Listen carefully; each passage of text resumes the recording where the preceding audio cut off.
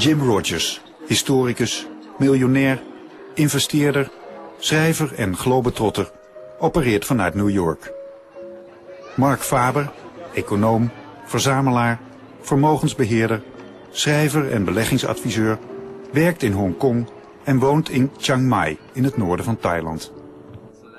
Beiden hebben wereldfaam opgebouwd als rake voorspellers van mondiale economische ontwikkelingen. Niet van achter de computer, maar door zich steeds weer ter plekke te gaan informeren. Daarom vlogen zij in het weekend waarin de Europese Unie zichzelf uitbreidde met 10 nieuwe lidstaten naar Nederland. Vol vragen over de toekomst van het nieuwe Europa.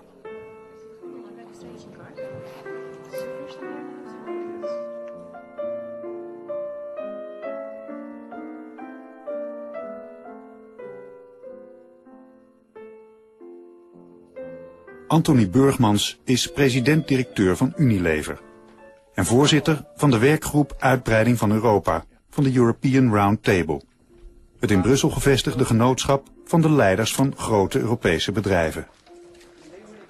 In zijn hoofdkantoor in Rotterdam staat Burgmans klaar om de degens te kruisen met Rogers en Faber, de barometers van de wereldmarkt.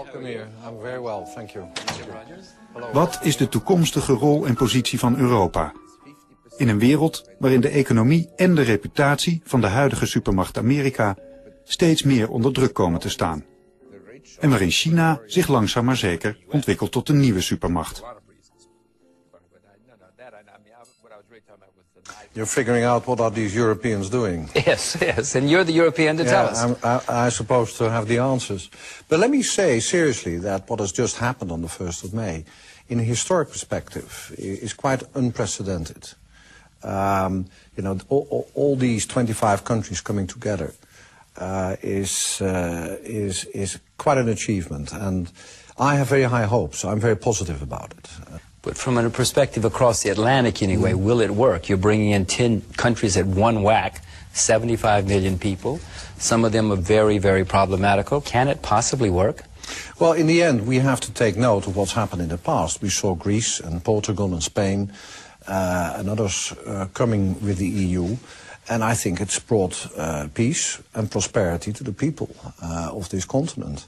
So one has to assume that the same is going to happen with Poland and Estland and Letland and Lithuania and all these countries. So I think in a historic perspective, the big prize to go for is a prolongment of centuries to come of peace. The second thing we hope for is that Europe will become, instead of a place which is torn apart by different people with different backgrounds, it will be a celebration of cultural diversity. So I think that's the second prize to go for. Yes. But bringing in 9 new languages, bringing in people who don't have an infrastructure, people with lots of corruption, people where it's expensive to do business as far as productivity is concerned, how does that help the EU? Well, it will only work if indeed we do respect cultural differences and if we do make Europe into a celebration of cultural diversity. Well, Mark, you left Europe and went to Asia. Yes. I mean, where do you see all this? Well, I agree with Tony. I think, first of all, I don't think in the US, where people don't know anything about history and what happens outside the country, know that this is really a very important historical moment in the history of Europe. First of all, this is the first time 25 countries in Europe come together and form an empire on a voluntary basis. Now, the advantage for this union is, first of all, it creates a very large market of more than 430 million people, 25 countries. The Eastern European countries have a very low production cost basis, so production costs of production will move to Eastern Europe. And that's very important because the Western European countries, they think that this is bad, that factories will move to Eastern Europe. But if they don't move to Eastern Europe, they'll all go to China anyway. So at least it stays in the Union. But it will also have the impact that we will have an entirely new geopolitical situation in the world, because we will have the American bloc, the European bloc, and these two blocs, in my opinion, will force Asia to also form an economic bloc, where already today we see that China and India and other countries are getting much closer together. and eventually we'll have an Asian currency unit. So you think that the new 25 will work? You think that this will be a smooth and process that will work? Well, I think definitely it will work, but of course we have huge price differences between the 10 countries that are joining, especially Slovenia, Slovakia, and the Baltic countries, and say a country like Germany. So there'll be haggling about certain economic issues, also about the tax regimes, how much tax autonomy do you leave to individual countries. But I can assure you, in Switzerland we have 22 cantons. 22 cantons have a different tax code, and within the cantons every village has a different tax code. So I don't think that this is an impediment to the union working. Quite on the contrary, I think competition between different countries, between different cities, that is what has made Europe rich in the first place, starting in the Middle Ages. Well, I guess I'm the skeptic here. I don't think it's going to work. But Mark says that it's more productive and it's cheaper to move factories there. Have you all moved factories there? You're head of the European Roundtable. Well, we have already invested for more than a decade in Eastern Europe. So, yes, and we are using these factories also to source our markets in Western Europe. Obviously, it will enhance competitiveness in Europe.